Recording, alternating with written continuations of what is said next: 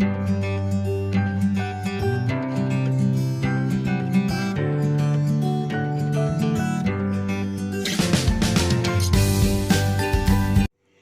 Friends, ഇന്ന് ഞാനൊരു നാടൻ റെസിപ്പി ആയിട്ടാണ് വന്നിരിക്കുന്നത്. ഇതൊരു വളരെ സിമ്പിളായിട്ടുള്ളൊരു റെസിപ്പിയാണ്. മാത്രമല്ല നമ്മുടെ വീട്ടിലും ഒക്കെ പറമ്പിലൊക്കെ ഒരുപാട് കണ്ടുവരുന്ന ഒരു സാധനമാണ് നമ്മുടെ ചേനത്തണ്ട് വെറുതെ നമ്മൾ മിക്കവാറും കളയാറാണ് പതിവ്. അപ്പോൾ തണ്ട് കൊണ്ട് തോരൻ ഉണ്ടാക്കിയാൽ നല്ല ടേസ്റ്റാണ്. ഇന്നത്തെ സ്പെഷ്യൽ ചേനത്തണ്ട് തോരനാണ്. ഇന്ന് ഞാനല്ല കുക്ക് ചെയ്യണത്, അമ്മയാണ്. അമ്മ നല്ല അടിപൊളി കുക്കാണ് കേട്ടോ. നല്ല ടേസ്റ്റി ആയിട്ട് പഴയ റെസിപ്പീസൊക്കെ അടിപൊളിയായിട്ട് ഉണ്ടാക്കുന്ന ഒരാളാണ്.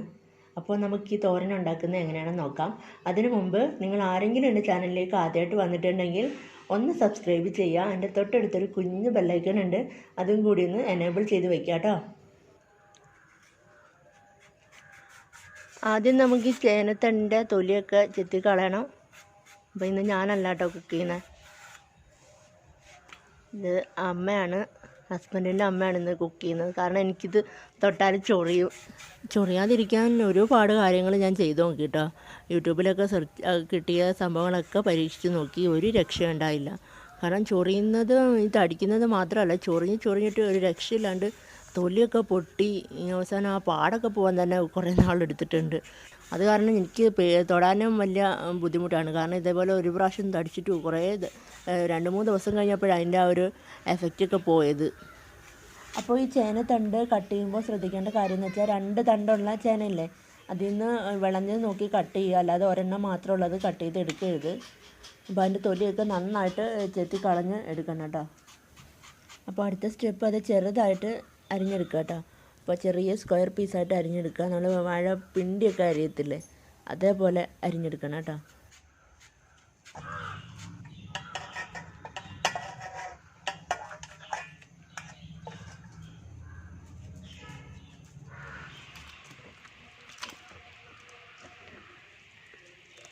കഴുകി ഇങ്ങനെ നല്ലപോലെ പിഴിയണം, വെള്ളമയം ഇല്ലാതെ പിഴിയണം, അല്ലെങ്കിൽ വെള്ളം പോലെ ആയിപ്പോവും.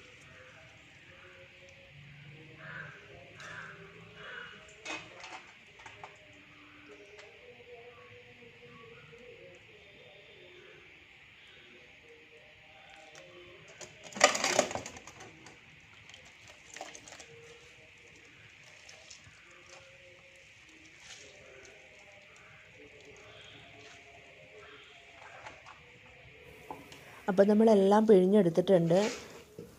ഒരു ചീനിച്ചട്ടി സ്റ്റൗവിൽ വെച്ച് ഓൺ ചെയ്യാം കേട്ടോ.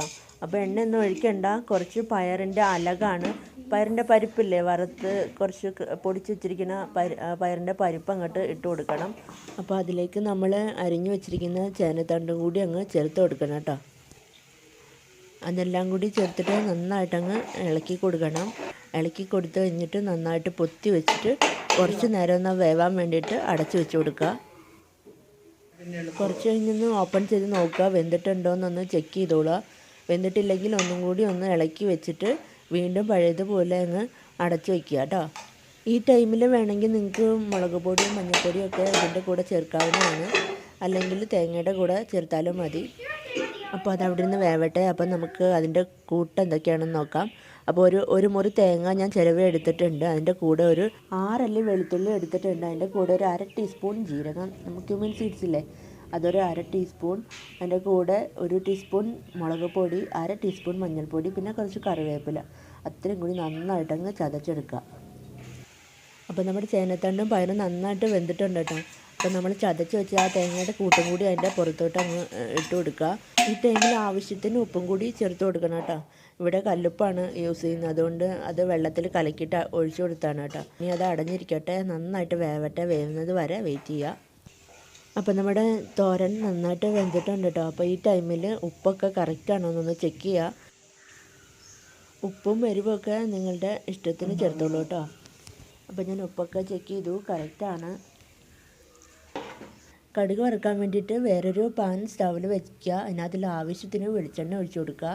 അപ്പോൾ എണ്ണ നന്നായിട്ട് ചൂടായിട്ടുണ്ട്. അതിലേക്ക് 1/2 ടീസ്പൂൺ കടുക് അങ്ങോട്ട് ചേർത്ത് കൊടുക്കുക കേട്ടോ. കടുകൊക്കെ നന്നായിട്ട് പൊട്ടിയിട്ടുണ്ട്. അതിലേക്ക് നമ്മൾ എടുത്ത് വെച്ചിരിക്കുന്ന വറ്റൽ മുളക് അങ്ങോട്ട് ചേർത്ത് കൊടുക്കണം. ഇനി നമുക്ക് നമ്മളുടെ തോരൻ അങ്ങോട്ട് ചേർത്ത് കൊടുക്കാം. നന്നായിട്ടങ്ങ് മിക്സ് ചെയ്ത് കൊടുക്കണം. ഇതാ നമ്മുടെ തോരൻ ഇവിടെ റെഡി ആയിട്ടിരിപ്പുണ്ട്. അകത്ത് കുറച്ച് വെളിച്ചം കുറവാട്ടോ, അതുകൊണ്ടാണ് ഇത് പുറത്ത് വെച്ച് കാണിച്ചത്. അപ്പോൾ അകത്ത് കറക്റ്റ് കളറൊന്നും അറിയാൻ പറ്റില്ല. അപ്പോൾ നിങ്ങൾക്ക് എല്ലാവർക്കും ഈ വീഡിയോ ഇഷ്ടമായി എന്ന് കരുതുന്നു. ഇതൊരു സാധാരണ റെസിപ്പിയാണ്. അറിയാൻ വയ്യാത്തവർ ആരെങ്കിലും ഉണ്ടെങ്കിൽ ഒന്ന് ട്രൈ ചെയ്ത് നോക്കിക്കോളൂ. അപ്പോൾ ഇഷ്ടപ്പെട്ടെങ്കിൽ ലൈക്ക് ചെയ്യാനും കമൻറ്റ് ചെയ്യാനും സബ്സ്ക്രൈബ് ചെയ്യാനും മറക്കരുത്. മറ്റുള്ള ഫ്രണ്ട്സിന് ഷെയർ ചെയ്ത് കൊടുക്കുക. അടുത്ത നല്ലൊരു റെസിപ്പിയായിട്ട് വീണ്ടും കാണാം. ബൈ. Thank you.